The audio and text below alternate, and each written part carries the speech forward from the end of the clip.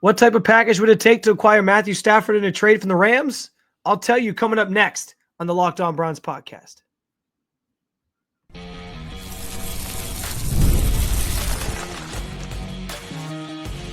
You are Locked On Browns, your daily Cleveland Browns podcast. Part of the Locked On Podcast Network, your team every day. What's up, Dog Pound? I'm Spencer German, your host of the Locked On Browns podcast, and proudly covering your Cleveland Browns each and every single day in the land and, of course, on the road. Mapping out a Matthew Stafford trade package, why it feels like it's a pretty reasonable deal to get done if the Browns were to pull the trigger, how the quarterback conversation could change this week for the Browns and maybe bring to focus Cam Ward, and combine expectations as a whole for the Cleveland Browns. I do want to thank you for being an everydayer with the Locked On Browns podcast and for making us your first listen every single day. Please like, follow, subscribe to the podcast wherever it is that you get your podcasts. And of course, at the Locked On Browns YouTube channel, where many of you might be watching this right now. I appreciate so much your support of the show. Today's episode is brought to you by FanDuel. Right now, new FanDuel customers can get $150 in bonus bets if your first $5 bet wins. And so I spent some time last week talking about the potential of acquiring Matthew Stafford, what that would look like, what him coming to the Browns would look like, why Matthew Stafford honestly is the number one option for quarterbacks this offseason that the Browns could acquire, both between the draft and in free agency or via trade. A guy that's still playing at a high level, knows how to sling it, knows what it takes to win a Super Bowl because he's accomplished that with Los Angeles, and I think still has enough left in the tank that you could go get him, go acquire him, keep yourself in contention, build around him for a couple years. And no, he doesn't answer or solve your quarterback problems for years to come, but he solves them for now. And I think that's what the Browns are kind of focused on at this moment. So a deal, I think I saw some different things written, and there was a big newsworthy item on Friday where I forget who it was who reported it, but somebody reported from the NFL Network that, I think it was Tom Pelissero reported from the NFL Network, that Matthew Stafford's agent has been told that he is okay to go out and start sort of shopping him to other teams, get a sense of what type of contract extension other teams will be willing to offer Matthew Stafford. And that's notable because that's where all this conversation sort of stems from in the first place. You have the Rams, who maybe don't want to give Matthew Stafford a contract extension, but you have and so they're sort of giving him a chance to test the market, get a sense of what his value is, and then maybe come back to the table and see if they're willing to sort of match that deal, because that's what all this stems from is not, I don't want to say a contract dispute per se, but it kind of is a contract dispute. It's two sides that, Matthew Stafford wants a new deal. He wants to keep playing this game. He wants the money, the guaranteed money especially. And the Rams might not be willing to offer that, just given his age and all these different things. But we'll see how that all shakes out. But if the Browns are in play for this, I think what's important to note is that they're not going to have to give up their number 2 overall pick, most likely, in a deal for Matthew Stafford. And some of the details I've been reading, or ideas that I've been reading about potential trade packages and sort of just surveying the landscape of things to get a sense of what it would take, the common belief is that it would not take them giving up the number 2 overall pick this year to land Matthew Stafford. That's huge news. That's good news, because that means the Browns could still then add a player, whether that's a quarterback that they think could still be the guy for the future, or another player to help the team just in general, like an Abdul Carter or whatever. They can still add a player this year in the draft at number 2 that benefits the team right now, while also getting their quarterback situation resolved with somebody like Matthew Stafford, at least in the short term. And so the one potential trade that I think made a lot of sense that I sort of saw mentioned, and I think is we're talking about here, is that the Rams would receive the Browns' 2026 first-round pick and a 2025 third-round pick. Remember, the Browns have 2 third-round picks this year already. In return, they get Matthew Stafford, and they would get the Rams' third-round pick this year, which is number 90 overall. So they basically drop back 23 spots or so in the order to make sure that they, can complete this deal. And so, listen, I think that's a pretty fair price. I think the one bugaboo probably for fans like yourself might be, well, hey, you're trading another first-round pick after you traded the 3 first-round picks for Deshaun Watson. And so it'd be within a span of, 4 years, you will have or 5 years, you will have traded 4 first-round picks. Now, here's the thing, though. Here's the kicker. Because you're keeping your second overall pick this year, that still is an opportunity for you to still end up with a first-round pick potentially next year. Like, you could trade back from that spot once you have Matthew Stafford sort of in tow, if this were how a deal was supposed to go down. And then maybe you get more picks. You accumulate a pick next year. You still get a pick in this year's draft, and that gives you an opportunity to still, keep a stockpile, if you will, of first rounders and high value picks that you can use in future years to allow yourself to bolster this roster, fix this roster the way that they need to, especially given how Andrew Berry hasn't had first round picks and he's trying to, again, build this roster sort of from the ground up again. So I think that's probably a fair price. I think that's probably a fair assessment of like what it would take to make a deal like this Matthew Stafford one happen. And now it's about like how those conversations go. If his agent, if his agent is shopping him, are the Browns a team that he's having conversations with? I'm imagining they would pick up the phone and try and call, because I think anything is pretty much on the table. And that's been my take from the beginning, is nothing is a bad idea for the Browns when it comes to resolving their quarterback situation. So we will see if the Browns are a real player for Stafford and if something actually comes of that. And I know the other big holdup for people is like, well, the contract. And I get it. Like, Stafford is going to still come with some base salary numbers that you have to account for. There's a roster bonus, some roster bonus money that gets thrown into the mix as well. Something that you have to think about when it comes to, paying him what his current deal is. And if you're getting him, you are promising him essentially that you're going to give him a contract extension. So you're going to have to pay him what he's worth on the quarterback market, which is always more than maybe or not always more, but sometimes is more than what you're willing to pay for, say, a guy of Stafford's age or skill level at this point in his career. But you do it, and I've talked about this before. Like, we found out last week, generally the range of what the salary cap is going to be for 2025. I think that's important because now you get a sense of, like, as Andrew Berry starts to move some money around and make some things work, they'll get some cap flexibility. And that's my biggest thing. There's always ways to make the money work. There's always ways to set up a contract where you push money down, you backload it, you add void years. That's the stuff Andrew Berry's been doing already. And so I don't see why this would be any different if you have to sign Matt Stafford to an extension. You would just move the money where he needs to go, push it into void years, whatever. I know that from a bookkeeping standpoint, like, at some point that bill comes due.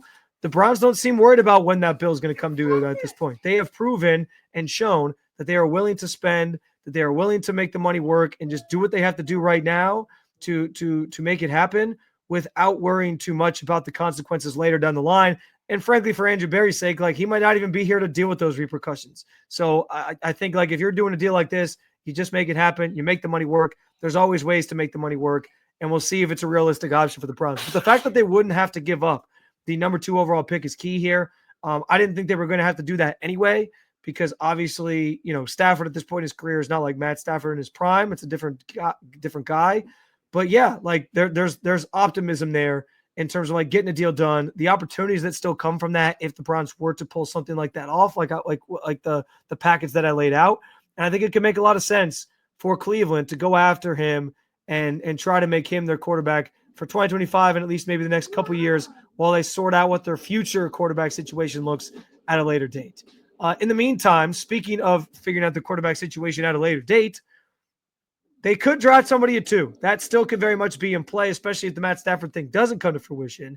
And there's been a lot of Shedeur Sanders talk. But this week at the Combine could be a pivotal moment where we see the conversation change and maybe the Browns start honing in more on Cam Ward. I'll tell you why a Cam Ward pick would make sense at number 2 and why it might actually be the better option potentially. We'll talk about it coming up next on the Locked On Browns podcast. When the game tips off, the NBA action is just getting started, and there's no better place to get in on the action than FanDuel, America's #1 sportsbook. With FanDuel, you can place live bets throughout the game, so even if you miss on the opening tip-off and you want to bet on a fourth-quarter comeback, you can stay in the action. And if you're looking for a bigger payout, you can even combine your live bets into a same-game parlay. With the NFL season behind us, you already know I'll be betting the Cavaliers a ton.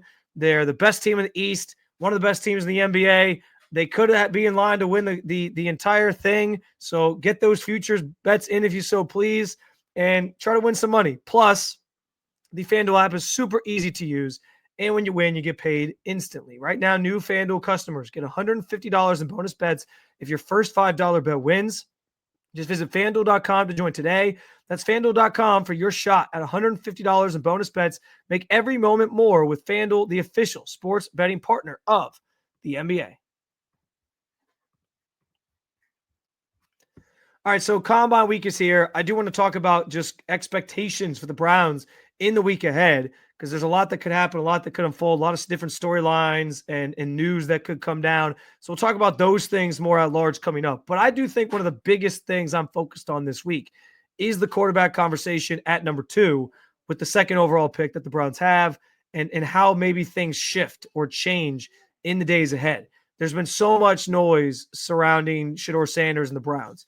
Almost too much noise, right? Like I've talked about how it feels almost too good to be true that in February, it feels like it's signed, sealed, delivered. The Browns are going to take him. I just don't believe that's the case.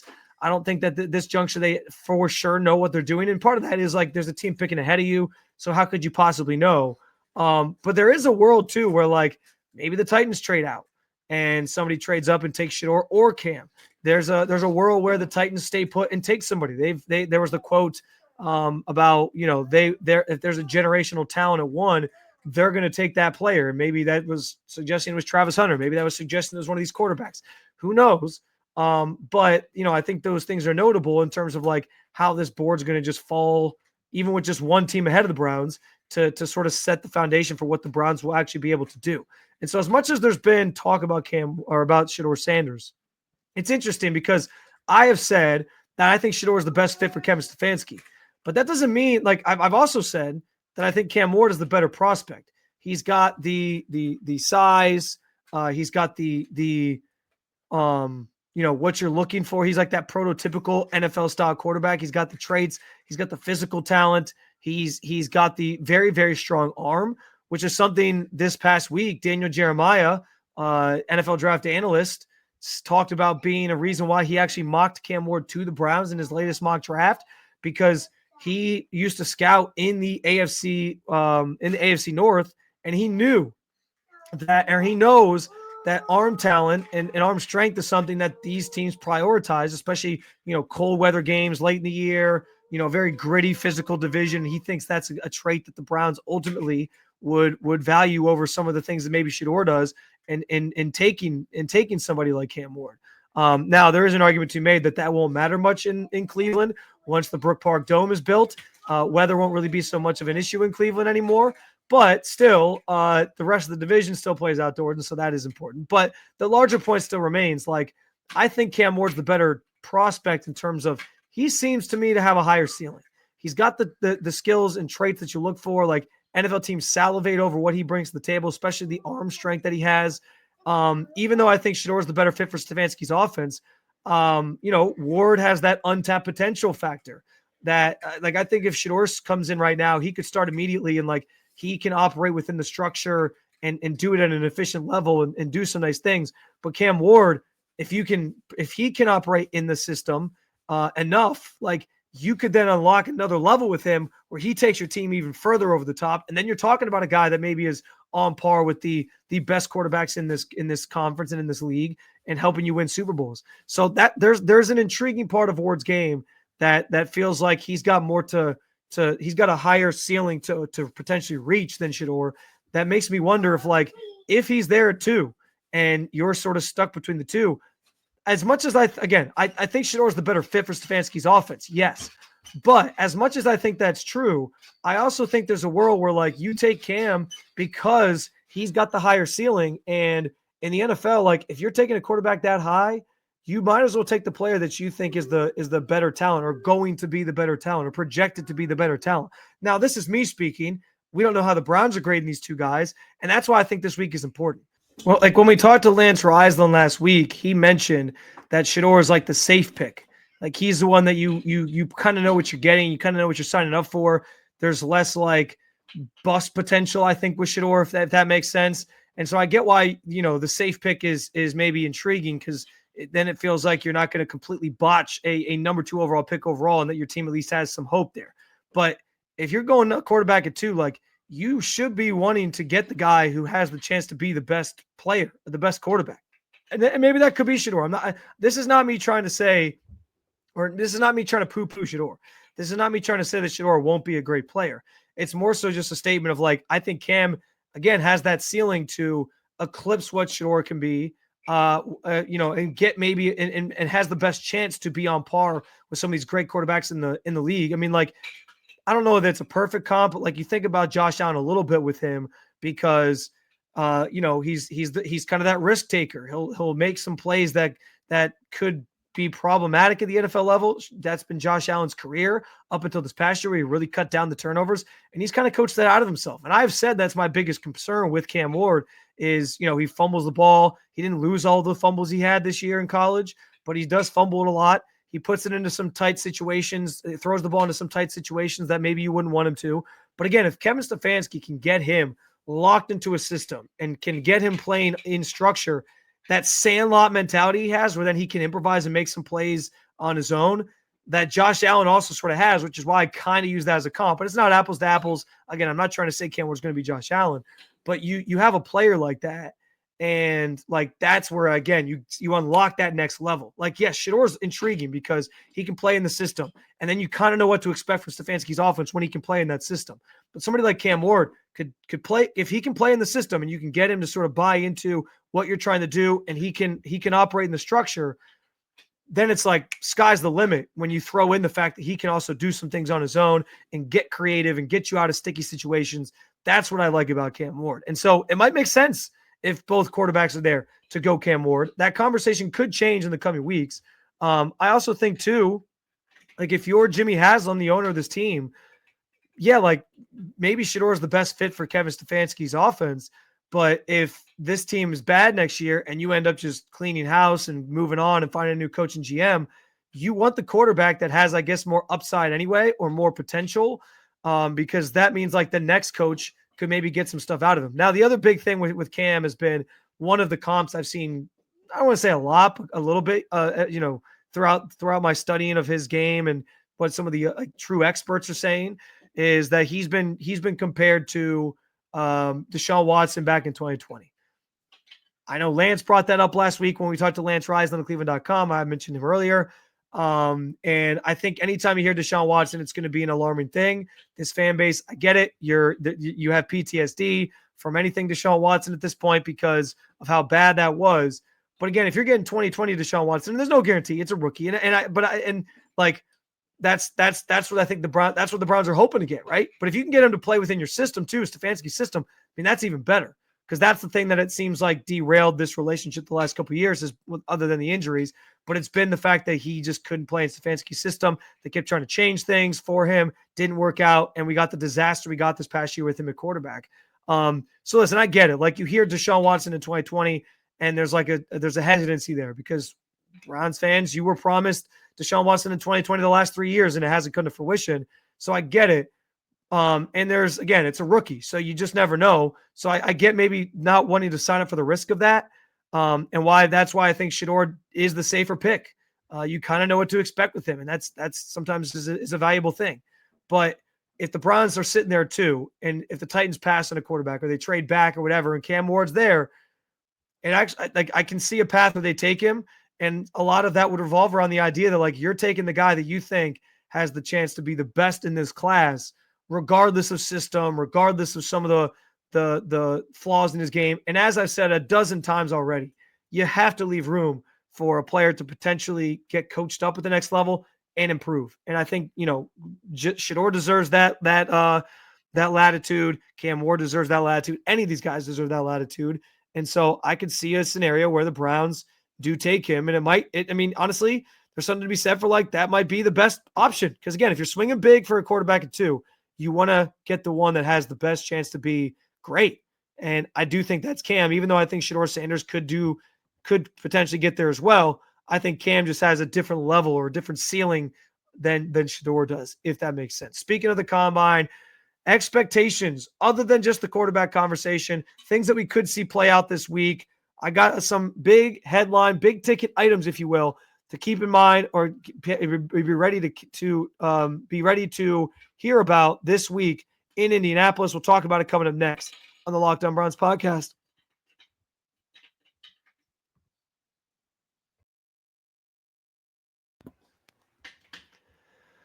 Alrighty, so the NFL Combine is obviously this week. It gets rolling specifically on Tuesday. Andrew Berry will speak on Tuesday.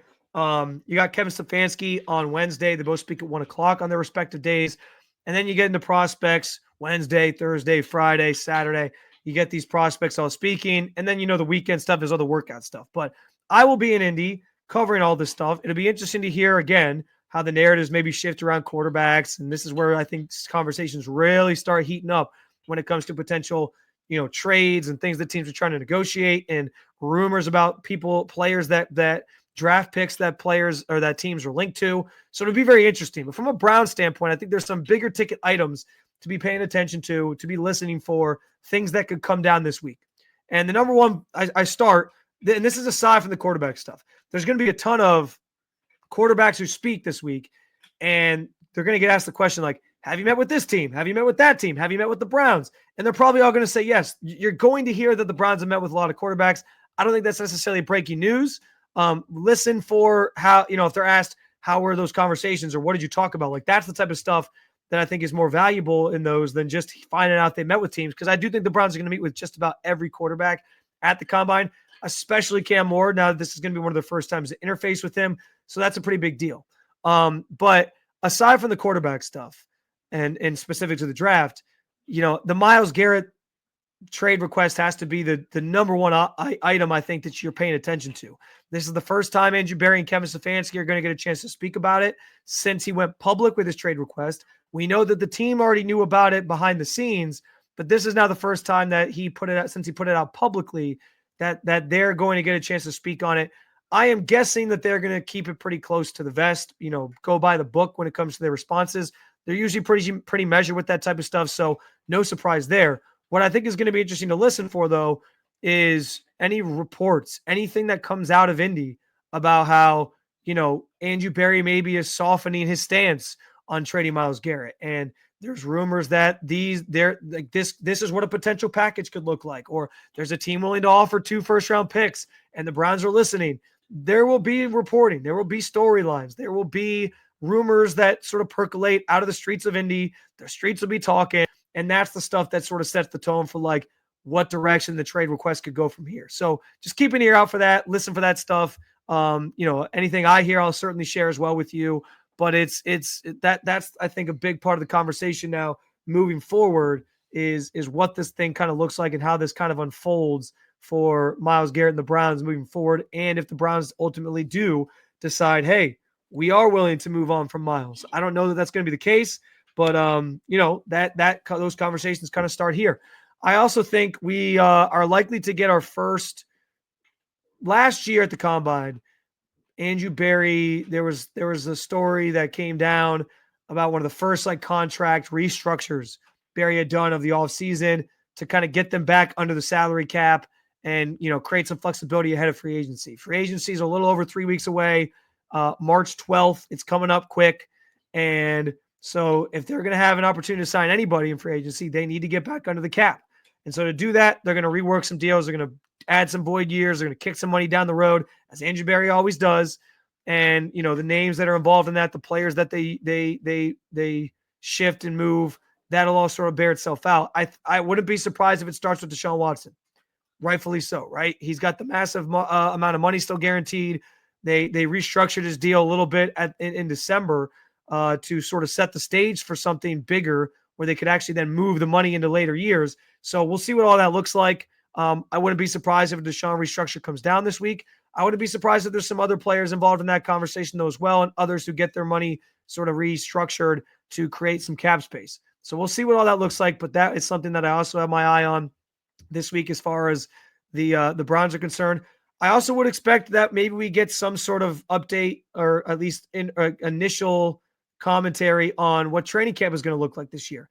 Last year at the Combine, Andrew Berry revealed that they were doing joint practices with the Vikings in Cleveland. He also revealed that they were going back to the Greenbrier this past year for the second year in a row for training camp for the first couple weeks. And, both those things are likely on the table again. I'll say this, though. I do think that joint practices, I can almost guarantee you are going to happen. Like, I would bet something. I would bet money on the Browns doing joint practices just because Kevin Stefanski is the way he talks about those joint practices, the way he discusses how, they like how valuable they are and how much more they get out of those than they do just like the standard run-of-the-mill training camp practices. That stuff feels like it's, that stuff speaks to a team that stuff speaks to, like, they're going to do joint practices is the bottom line. They're not going to just do your run-of-the-mill training camp in that regard. So I would bank on there being joint practices. It might even be with Minnesota. Like, they did that with Philly a couple years ago. They went to Philly, then had Philly in Cleveland. This past year, they had the Vikings in Cleveland, so maybe they'll go to Minnesota for the next one. And that all sort of also comes off of the preseason schedule, which we'll get maybe some details on a little bit this week. But that stuff could all percolate. Again, of the two, the Greenbrier and joint practices, I can guarantee you we're going to get joint practices. Greenbrier is a different conversation. The first year, it worked. It seemed like there was a lot of camaraderie that came out of it, and the team went 11-6 and made the playoffs. So that was kind of your selling point on, let's do this again. Good team building, etc. After 3-14, I don't know if you can sell that to the team. I don't know if it has the same effect anymore. And so I don't know if the Greenbrier is still in play. We will find out, and we could find out as soon as this week. But those are the big things I'm paying attention to. Quarterback conversation. Does it shift to Cam Ward? Does it stay quiet on Cam Ward? And what does that mean in terms of, smoke screen season? If it still is a lot of Shedeur Sanders bluster and, them being linked to him, is that their way of trying to get teams to get Shedeur Sanders or go, trade up for Shedeur Sanders so that they can have Cam Ward? The Myles Garrett trade stuff, obviously, and some of these, logistical items for how the team will operate their training camp and whatnot are, and obviously the money situation, the cap situation. Those are all things that could come to light this week or start to come to light this week. I know it's the offseason, but man, the NFL calendar never sleeps. There's always something going on, and we'll see that certainly play out this week in Indianapolis. Another episode down with you, Dog Pound. Thank you for joining me as always to talk about your favorite football team. And as you know, there'll be plenty of more big news ahead this week from Indy. I'll be doing shows. So each day, whatever information we get, whatever sort of things are percolating, we'll be able to talk about it. And I'm very much looking forward to having those conversations with you. I appreciate you making us your first listen every single day. I hope you will subscribe, follow, whatever it might be, wherever you get your podcasts, the Locked On Browns podcast, so you can stay in tune when new episodes drop and have it be, have them notify you immediately when you can get a chance to listen. Thank you so much, as always, for tuning in. Go find our new Locked On NFL show, or you can keep it local with the Locked On Cavs or Locked On Guardians for your second listen. Thanks for being an everydayer at the Locked On Podcast Network, and I'll talk to you again real soon, Cleveland. Peace.